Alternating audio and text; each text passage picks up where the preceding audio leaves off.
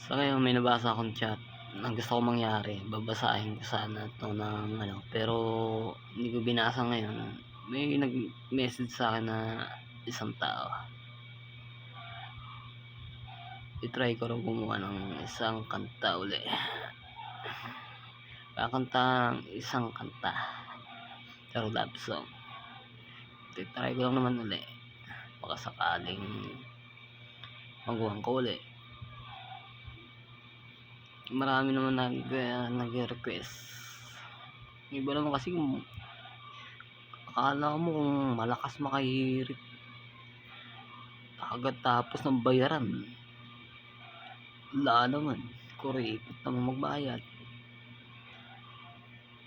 Lalong-lalo yung kilala ko diyan, mga sikat yan pero kuripot magbayad.